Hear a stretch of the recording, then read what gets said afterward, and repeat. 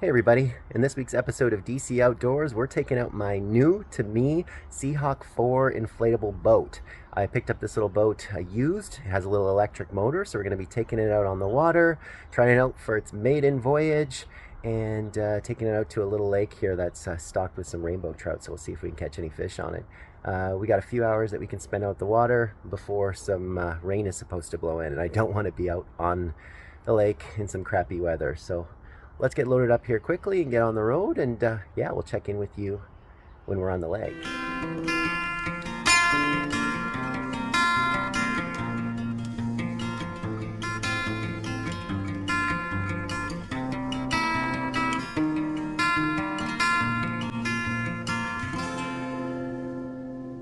Hi, my name is Dan and welcome to DC Outdoors. If this is your first time here and you like outdoor adventure videos, gear reviews, and other outdoor related stuff, well, please get started by clicking the like, subscribe, and bell notification button so you don't miss anything. Well, let's get fishing.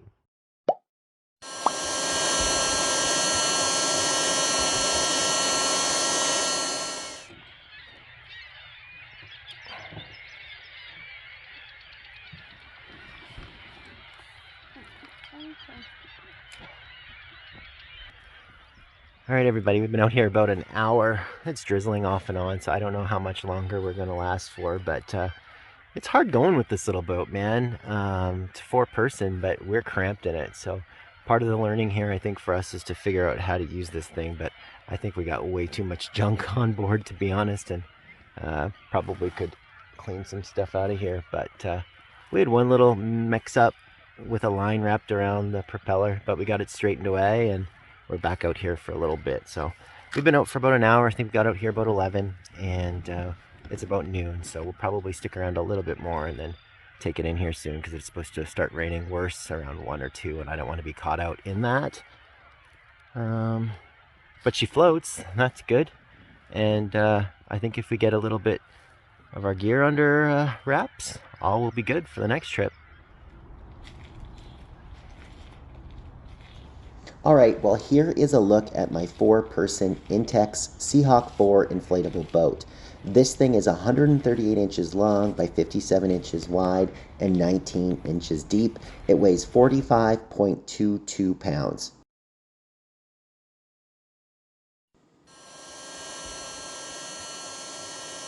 This boat comes with a lot of features, including quick fill Boston valves, all-around grab lines, a gear pouch, 2 fishing rod holders,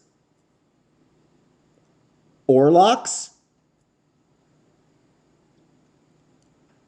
and motor mount fittings. The boat is able to hold up to 4 passengers and will carry up to 1,050 pounds of total weight. My boat came with this Minn Kota Endura C2 30-pound thrust electric boat motor. It also came with the INTEX motor mount kit for inflatable boats. However, both the motor and the mount do not come standard with the SEAHAWK 4. Other standard accessories include 2 deluxe aluminum oars, a high output hand pump, and 2 inflatable seat cushions. All right, well, let me tell you here, first of all, the SEAHAWK INTEX 4 boat usually retails for about 220 bucks Canadian. I think the motor that I got is about 150 bucks Canadian. I think the mounting kit is around $50 Canadian. Those are the main accessories. Oh, and me buying it used, it also came with a 12-volt battery in a case as well. So we were pretty outfitted, but like I said, normally you're looking at about 220 bucks for the boat, 50 bucks for the mounts, an engine, etc., etc. So why would somebody buy something like this? Well, I've been looking for a little while at an inexpensive boat that we could use simply just to get off the shore. As many of you guys know, we tend to do a lot of fishing around here in the Alberta, Edmonton area. We usually don't have a lot of access to beaches or docks or piers. It's usually super duper limited. So unless you're out there at the crack of dawn, it's really hard to get a space to fish. So we liked this boat idea to kind of just like get out a little bit onto the water and get away from the crowd. That's the number one reason that we got it. I'm not looking for something that's going to be used for, you know, water skiing or tubing or other kind of water sports. I'm really looking for something just to get out and fish. That's it. I wanted something that would be big enough for me to be able to go out with either one or both of my boys, or maybe even my wife, me, and the boys if we're just going for a little boat ride. So I thought that this was a really good option for us to kind of start to get our feet into the world of boating without breaking the bank. I was also looking for a while at getting a canoe, but being a pretty inexperienced boater, I like the concept of using this raft boat just because I felt like it would be a little bit more stable than a canoe. And I like the concept of being able to kind of have that, like I said, just without being super experienced out on the water. So overall, off my initial use of it, I think that the boat performed pretty well for us. It was pretty stable. I mentioned earlier, though, you do have to be a little bit picky and careful with the gear you bring and how you pack the gear. We found it pretty tight fitting, especially since I had you know, some gear in like a plastic milk crate and another plastic box. We had a lunch cooler. All that stuff took up a lot of space, and it really cramped down the space that we had to use on the boat. So like I said, if you're getting this kind of boat, you definitely will have to be careful with the amount of gear you bring, especially if you want to bring out 3 or 4 people on it. I think for 1 or 2 people, though, you'd have a ton of space, even with the gear that we brought, right? So overall, I was pretty impressed on it on our first voyage. There's plenty of cool YouTube videos online here as well about different kind of modifications that you can make to these boats. I've seen some people actually use like plywood or plastic to actually make like a hard floor, which I think would be a cool modification. Then you can actually attach proper like swiveling boating chairs onto it, little storage places and stuff like that. So lots of different modifications that you could make to this sort of boat. But initially, for what it is, man, for a $220 boat that comes with, you know, the oars, the boat, the pump, I don't think you can really beat it as a really good entry level boat.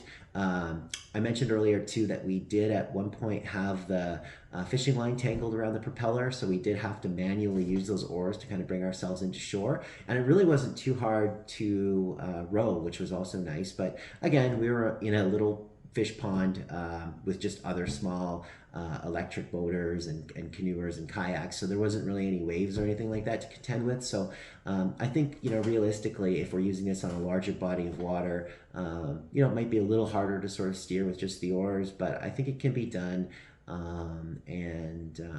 You know, overall though, I think that this boat probably performs well in like little lakes, little ponds. I wouldn't take this boat down any crazy rivers or anything like that. I think that this is intended for pretty light use, to be honest with you. But yeah, like I said, for what you pay for it, I think it's well worth it. I got an awesome deal by buying this thing secondhand. I'm really happy with the price I got on it. And for me, you know, it's a great way, like I said, to get a lot of different components and to kind of get started in this boating thing and, you know, just to get off the shore. So I think that that'll cover off most of my, you know, thoughts on it. I would recommend that you bring along an electric pump. You guys saw in this video that I used a little electric pump that also came with this kit.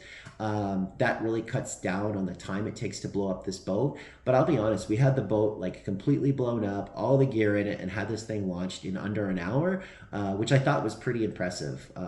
So overall, like I said, it doesn't take very long to set up or clean up, which is outstanding. And those Boston valves are pretty awesome too, because you can open them up, squeeze the air right out, or our electric pump actually allows you to pump the air out to make this thing pretty easy to pack.